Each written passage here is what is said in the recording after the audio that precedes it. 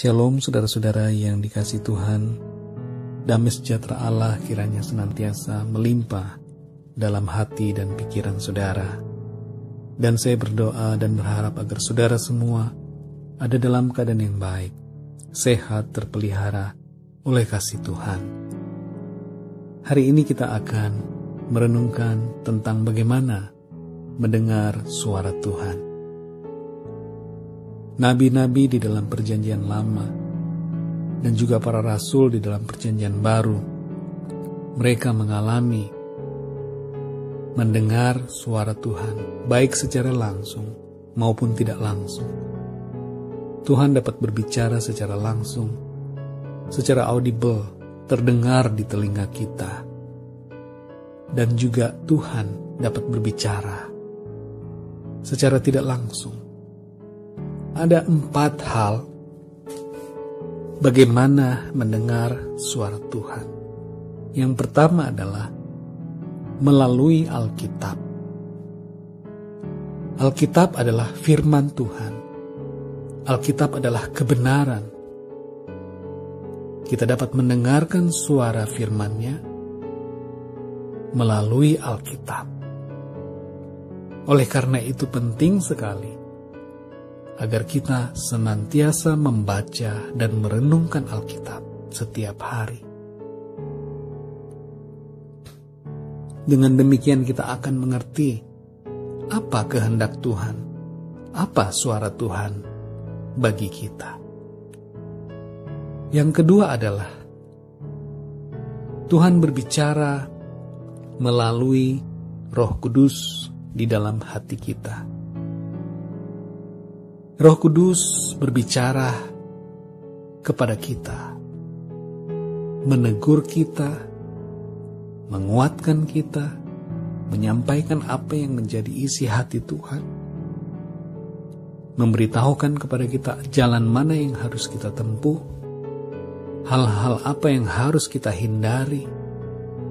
Dia memberitahukan dan menyingkapkan banyak hal kepada kita. Roh Kudus berbicara di dalam kita dan menolong kita. Yang ketiga, saudara, Tuhan berbicara melalui situasi dalam kehidupan kita. Ada banyak hal, banyak peristiwa kejadian dalam Alkitab yang menunjukkan akan hal ini. Saudara dapat mengerti hal ini apabila saudara melatih diri untuk mengenal kehendak Allah, mengenali kehendak Tuhan lewat berbagai situasi dalam kehidupan. Yang keempat, Tuhan berbicara melalui orang lain.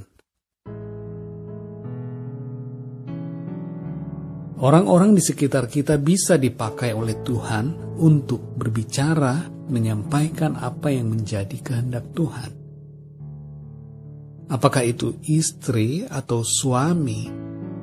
Apakah itu anak-anak kita? Apakah itu orang tua kita?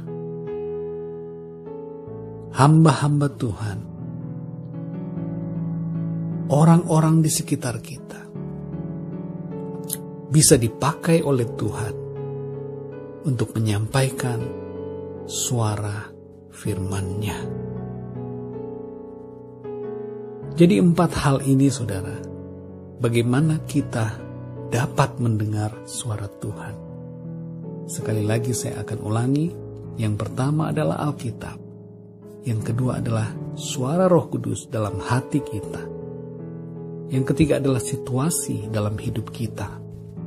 Dan keempat, orang-orang di sekitar kita. Kuncinya, saudara, untuk mendengar suara Tuhan adalah kepekaan hati kita terhadap suaranya. Kita harus melatih kepekaan itu. Dan kita harus punya kerelaan untuk menerima dan mentaati firman-Nya. kita harus mengesampingkan keinginan dan pikiran kita sendiri. Jangan kita ikuti hawa nafsu dosa. Jangan kita ikuti keinginan dan ego kita. Kita harus berserah penuh kepada apa yang dikehendaki oleh Tuhan dalam hidup kita.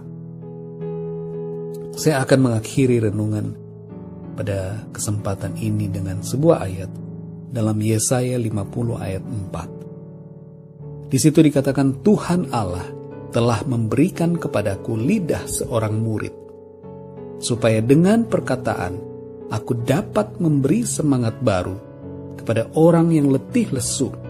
Setiap pagi ia mempertajam pendengaranku untuk mendengar seperti seorang murid. Jadi saudara yang dikasihi Tuhan, firman ini, ayat ini berbicara bagaimana Tuhan mempertajam pendengaran kita. Ayat ini disampaikan oleh Nabi Yesaya, tapi berlaku juga buat saudara dan saya. Tuhan masih berbicara sampai hari ini. Tinggal bagaimana kita mendengarnya. Puji Tuhan saudara, Tuhan Yesus memberkati saudara dimanapun saudara berada. Mari kita berdoa. Tuhan, terima kasih buat firman-Mu. Ajar kami untuk peka, pertajam telinga kami, pertajam hati kami untuk mendengar akan suara-Mu. Dan bentuk kami supaya kami menjadi pribadi yang tidak mengikuti keinginan kami sendiri, melainkan taat dan berserah kepada kehendak-Mu. Terima kasih Bapa. Dalam nama Tuhan Yesus Kristus kami berdoa dan mengucap syukur. Haleluya. Amin. Tuhan Yesus memberkati saudara. Dan sampai bertemu dalam renungan yang berikutnya. Haleluya.